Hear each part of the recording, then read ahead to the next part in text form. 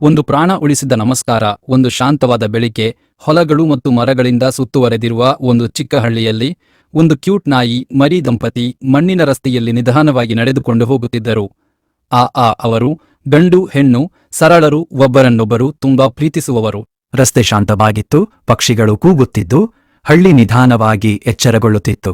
ಅಚಾನಕ್ ರಸ್ತೆಯ ಬದಿಯಿಂದ ಒಂದು ನಾಗಾ ಹಾವು ಹೊರಬಂತು.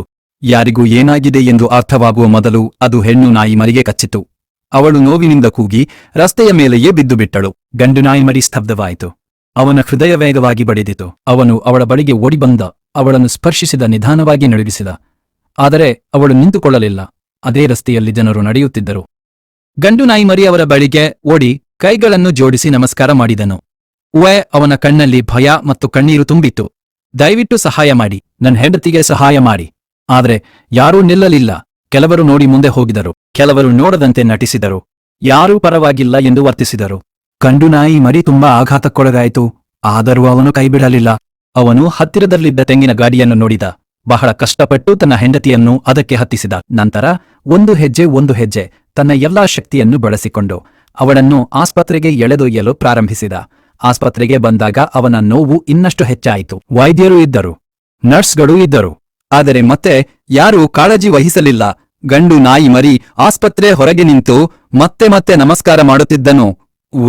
ಬೇಡಿಕೊಳ್ಳುತ್ತಿದ್ದನು, ಕಣ್ಣೀರು ಸುರಿಸುತ್ತಿದ್ದನು, ಅಸಹಾಯಕನಾಗಿದ್ದನು. ಯಾರೂ ಕಾರು ತರಲಿಲ್ಲ, ಯಾರೂ ಆತುರ ಪಡಲಿಲ್ಲ. ಅಷ್ಟರಲ್ಲಿ ಒಬ್ಬ ನರ್ಸ್ ಅವನನ್ನು ಗಮನಿಸಿದಳು. ಅವಳು ನಿಂತಳು. ದುರ್ಬಲವಾಗಿ ಮಲಗಿದ್ದ ಹೆಣ್ಣು ನಾಯಿಮರನ್ನು ನೋಡಿದಳು. ಕೈಜೋಡಿಸಿಕೊಂಡು ನಡುಗುತ್ತಿದ್ದ ಗಂಡು ನಾಯಿಮರನ್ನು ಕಂಡಳು. ಅವಳ ಹೃದಯ ಕರಗಿತು. ಅವಳು ತಕ್ಷಣ ಮುಂದೆ ಬಂದು ಹೆಣ್ಣು ನಾಯಿ ಮರನ್ನು ಎತ್ತಿಕೊಂಡು ಹಾಸಿಗೆಯ ಮೇಲೆ ಇಟ್ಟು ತಕ್ಷಣ ಚಿಕಿತ್ಸೆ ಪ್ರಾರಂಭಿಸಿದಳು. ರಾತ್ರಿ ಕಳೆದಿತು.